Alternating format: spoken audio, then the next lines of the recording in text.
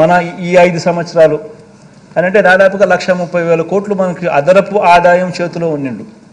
ఈ అదనపు ఆదాయం 1,30,000 కోట్లు మన దగ్గర ఉండింటే మనం ఏమేమో చేసే అవకాశం మనకు కూడా ఎంతగానో వెసులుబాటు ఉండేది.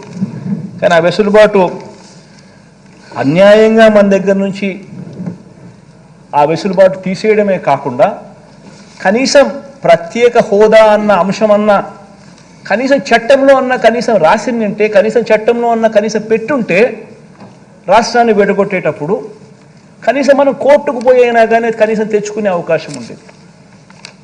రాష్ట్రాన్ని అడ్డగోలుగా విడగొట్టడమే కాకుండా దాన్ని ప్రత్యేక హోదాను కనీసం చట్టంలో కూడా చేర్చలేదు.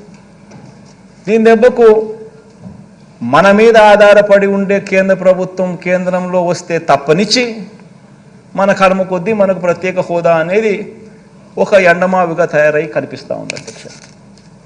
నిజంగా ఒకసారి బాధ అనిపిస్తుంది. కేంద్రంలో ఉన్న ఏ ప్రభుత్వం వచ్చినా కూడా వాళ్ళకు అబ్సల్యూట్ నెంబర్లు రాకూడదు అని చెప్పి మనస్ఫూర్తిగా కూడా కోరుకుంటా ఉన్నాం. కనీసం మన సపోర్ట్ అన్న డిపెండ్ అయ్యే ప్రభుత్వం వచ్చింది అని అంటే కనీసం ప్రత్యేక హోదా అన్న ఇస్తారేమో అని ఆశ. అన్ఫార్చునేట్గా విడగొట్టడమే ఒక అన్యాయం అయితే కనీసం రాష్ట్ర విభజన చట్టంలో దాన్ని పెట్టకపోవడం ఇంకా దారుణం అధ్యక్ష. మన కళ్ళ ఎదుటితే కూడా ఇంత దారుణమైన పరిస్థితులు కూడా చూసాం అధ్యక్ష. ఇటువంటి పరిస్థితుల మధ్య ఇన్ని పరిస్థితుల మధ్య, ఇన్ని ఇబ్బందుల మధ్య, ఇన్ని సవాళ్ళ మధ్య మన ఆర్థిక వ్యవస్థను అధ్యక్ష గత 57 నెలలుగా మనం నడుపుకుంటూ ముందడుగులు వేస్తూ వచ్చాం. ఇటువంటి పరిస్థితుల మధ్య అధ్యక్ష ఒక్కొక్కసారి బాధ అనిపిస్తుంది అధ్యక్ష. ఎందుకంటే 13,000 కోట్ల రూపాయలు ప్రతి సంవత్సరం రాష్ట్ర ప్రభుత్వానికి అదనపు ఆదాయంగా వచ్చే పరిస్థితి ఇలానే కొనసాగిందంటే చంద్రబాబు నాయుడు గారు 5 సంవత్సరాలు అంటే 65,000 కోట్లు, మన ఈ 5 సంవత్సరాలు అంటే దాదాపుగా 1,30,000 కోట్లు మనకి అదనపు ఆదాయం చేతిలో ఉండిండు.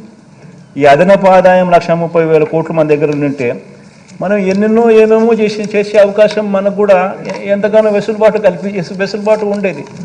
కానీ ఆ వెసులుబాటు అన్యాయంగా మన దగ్గర నుంచి ఆ వెసులుబాటు తీసేయడమే కాకుండా కనీసం ప్రత్యేక హోదా అన్న అంశం అన్న కనీసం చట్టంలో అన్న కనీసం రాసిందంటే కనీసం చట్టంలో అన్న కనీసం పెట్టుంటే రాష్ట్రాన్ని విడగొట్టేటప్పుడు కనీసం మనం కోర్టుకు పోయినా కానీ కనీసం తెచ్చుకునే అవకాశం ఉండేది.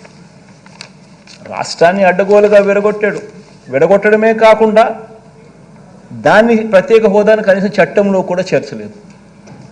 దీని దెబ్బకు మన మీద ఆధారపడి ఉండే కేంద్ర ప్రభుత్వం కేంద్రంలో వస్తే తప్పనిచ్చి మన కర్మ కొద్దీ మనకు ప్రత్యేక హోదా అనేది ఒక ఎండమావిగా తయారై కనిపిస్తూ ఉంది అధ్యక్ష.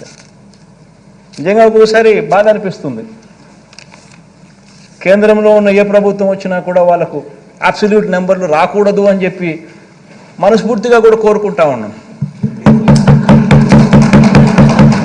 కనీసం మన సపోర్ట్ అన్న డిపెండ్ అయ్యే ప్రభుత్వం వచ్చింది అని అంటే కనీసం ప్రత్యేక హోదా అన్న ఇస్తారేమో అని ఆశ. అన్ఫార్చునేట్గా విడగొట్టడమే ఒక అన్యాయం అయితే కనీసం రాష్ట్ర విభజన చట్టంలో దాన్ని పెట్టకపోవడం ఇంకా దారుణం అధ్యక్ష. మన కళ్ళ ఎదుటితే కూడా ఇంత దారుణమైన పరిస్థితులు కూడా చూసాం అధ్యక్ష. ఇటువంటి పరిస్థితుల మధ్య ఇన్ని పరిస్థితుల మధ్య, ఇన్ని ఇబ్బందుల మధ్య, ఇన్ని సవాళ్ళ మధ్య మన ఆర్థిక వ్యవస్థను అధ్యక్ష గత 57 నెలలుగా మనం నడుపుకుంటూ ముందడుగులు వేస్తూ వచ్చాం. ఇటువంటి పరిస్థితుల మధ్య అధ్యక్ష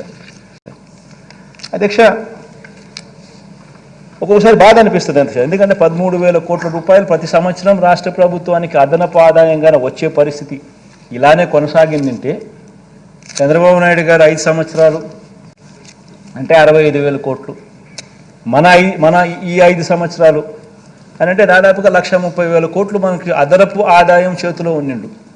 ఈ అదనపు ఆదాయం 1,30,000 కోట్లు మన దగ్గర ఉండింటే మనం ఏమేమో చేసే అవకాశం మనకు కూడా ఎంతగానో వెసులుబాటు ఉండేది. కానీ ఆ వెసులుబాటు అన్యాయంగా మన దగ్గర నుంచి ఆ వెసులుబాటు తీసేయడమే కాకుండా కనీసం ప్రత్యేక హోదా అన్న అంశం అన్న కనీసం చట్టంలో అన్న కనీసం రాసిందంటే కనీసం చట్టంలో అన్న కనీసం పెట్టుంటే రాష్ట్రాన్ని విడగొట్టేటప్పుడు కనీసం మనం కోర్టుకు పోయినా కానీ కనీసం తెచ్చుకునే అవకాశం ఉండేది. రాష్ట్రాన్ని అడ్డగోలుగా విడగొట్టాడు. విడగొట్టడమే కాకుండా